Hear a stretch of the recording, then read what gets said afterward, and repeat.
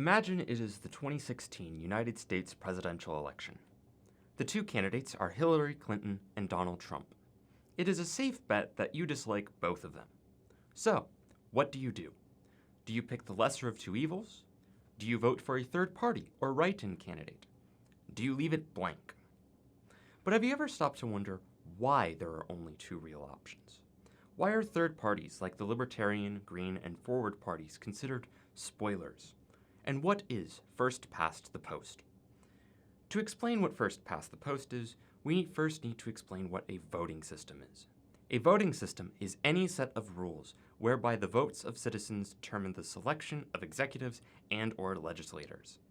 Some synonymous terms you may encounter are voting method, voting procedure, electoral system, and electoral method. We will stick to voting system for this series. There are many different voting systems, one of which is first past the post. First past the post, also known as plurality, choose one voting, or FPTP, is quite a simple voting system. Vote for one candidate, the candidate with the most votes wins. For such a simple system, it passes a surprising number of technical criteria that many voting systems do not. So why does it perform so badly? The answer is something called Duverger's law. It will be helpful to have an example to illustrate how Duverger's law works. Suppose there are 5 candidates running for a single seat. After the election, the votes are tallied up, and the results look like this. As we can see, candidate B received the fewest votes. Should this happen enough times, or if there is a particularly bad blowout, candidate B will bow out from future elections. I bet you can already see where this is going. Another round of elections, another candidate having a poor showing, another candidate bowing out from future elections. With 3 candidates remaining, we can see another mechanism. If candidates C and D appeal to the same voters, it will split those voters between the 2 candidates.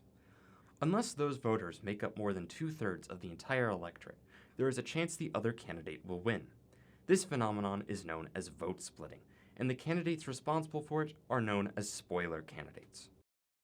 It is important to note that despite being called a law, Duverger's law does not state that all instances of first past the post lead to 2 political parties. Quote, having said all this, that a majority vote on one ballot is conducive to a 2-party system, the fact remains that a change in the electoral system does not always have a decisive influence on the existing party system. External pressures can and do lead to political systems where more than 2 parties are present despite using first past the post. Take Canada, for instance. Canada uses first past the post in its elections, but they tend to have 4 relevant political parties. Of particular note is the Bloc Québécois, a political party that advocates for the secession of Quebec from the rest of Canada. I do not wish to butcher Canadian history, so all I will say is that there is quite a difference in culture between Quebec and the rest of Canada. This exerts enough of a pressure on the political system to result in more than 2 parties.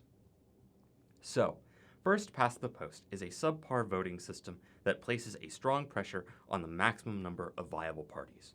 So, why not just choose the best voting system and use that instead? The problem is that there is no perfect voting system. There is no voting system that is the best in every regard. Gibbert's theorem states that for any voting system, at least one of the following 4 properties is true. 1. There is an element of randomness. 2.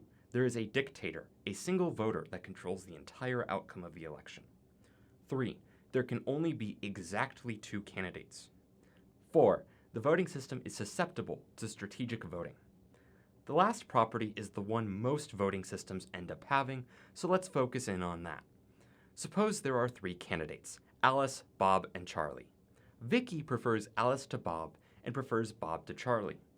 Under a first past the post election, which candidate should Vicky vote for? If Vicky believes Alice is a frontrunner, she should vote for Alice.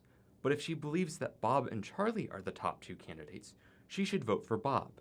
Vicky's ballot depends on other voters' preferences. This is known as strategic or tactical voting. However, each voting system is susceptible to unique strategies, which we will cover in a future video. Hopefully, I've convinced you a change is needed.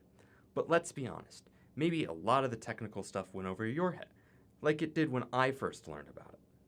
If that's the case, here are the 2 key ideas you need to take away from this video and this series. First, while no voting system is perfect, first past the post is one of the worst. No voting system is the best, but every system this series will cover produces better results than first past the post. Second, support outcomes, not voting systems. Lots of voting system advocates pick their favorite voting system and then spend all their time arguing online about which system is the best. This accomplishes nothing and drives away people who want to support reform. I'm not saying you have to support every voting system. I personally do not approve of one of the 6 voting systems we'll go over. But don't attack every voting system that isn't your favorite.